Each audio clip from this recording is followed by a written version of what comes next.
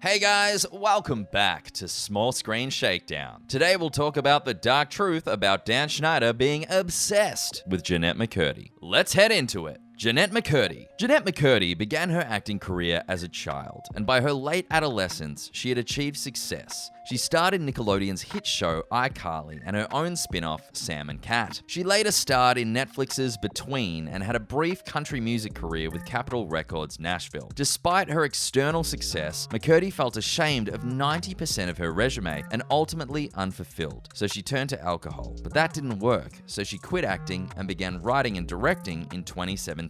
She's written and directed 4 short films as well as a pilot. Her work has appeared in or on publications such as The Hollywood Reporter, Short of the Week, the Florida Film Festival, Salute Your Shorts, and others. She's written articles for the Wall Street Journal and the Huffington Post. Her one-woman show, I'm Glad My Mum Died, had a sold-out run at Lyric Hyperion Theatre. She hosts a podcast called Empty Inside, in which she interviews guests about controversial subjects. Jennette McCurdy's possible appearance on an iCarly reboot. It's apparently rebooting o'clock in the entertainment sector. We already knew that a Gossip Girl, Beavis and Butthead, Ren and Stimpy, and most recently True Blood would be rebooted. We also learned today that Nickelodeon's iCarly is returning. We know it's going to be produced by Paramount by Nickelodeon Studios, and that the show brings back some of the original cast, such as Miranda Cosgrove, Jerry Trainor, and Nathan Kress. Whether or not Jennette McCurdy, who played Sam, will be returning to iCarly is the big question fans have. It's a no at this time, and it may have to do with the trauma experienced by Jennette while on set, specifically in relation to her time with producer Dan Schneider. After multiple complaints of abusive behavior and his alleged toxicity were brought to light, Nickelodeon and Dan parted ways in 2018. Jennette McCurdy is not going to star in the reboot of iCarly, and although she's not made any public comments about her decision, some are convinced that her time on the iCarly set was not a positive one.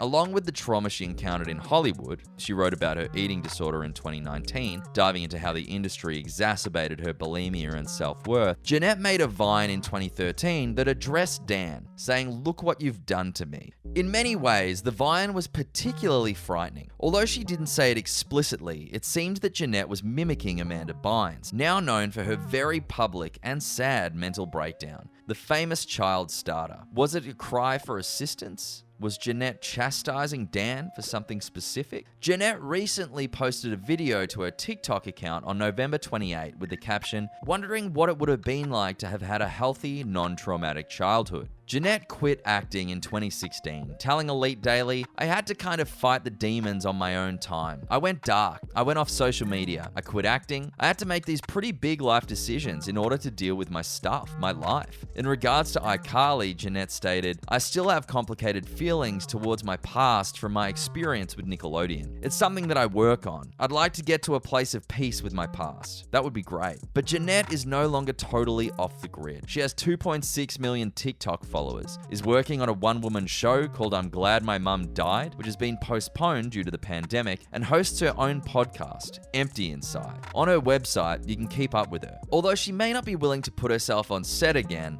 she seems to appreciate the friendship she gained through her career. Dan Schneider's involvement. Nickelodeon announced in 2018 that it would cut ties with Dan Schneider, the creator of several of its most popular programs, including The Amanda Show, Zoe 101, and iCarly. Since several Schneider's Bakery, the production company founded by Schneider, projects are wrapping up, both sides agreed that this is a natural time for Nickelodeon and Schneider's Bakery to pursue other opportunities and projects, the network said in a statement. The inner workings of television networks are usually only of interest to those who work in the industry. However, news of the departure of Schneider immediately set Twitter and Reddit on fire. This is because for years, the internet had been rife with conspiracy theory level rumors about Schneider's alleged abuse of his young stars, and his most recent development has reignited those rumors. It's important to note that these rumors haven't been mentioned in most of the stories about Schneider's departure from Nickelodeon. One exception was Deadline, which noted that along with all his success, for years Schneider had been under a cloud of suspicion over the treatment of some younger stars of his shows. Among the things that have raised eyebrows are his tweeted photos of the toes of his young female stars. Rumors are an unavoidable part of being in the spotlight. If we were to believe all of them, that would mean that JonBenet Ramsey is actually Katy Perry and Avril Lavigne was replaced by a lookalike a long time ago. But the persistence of Schneider's allegations and his subsequent dismissal from a strong and lucrative position in the middle of the Me Too movement made them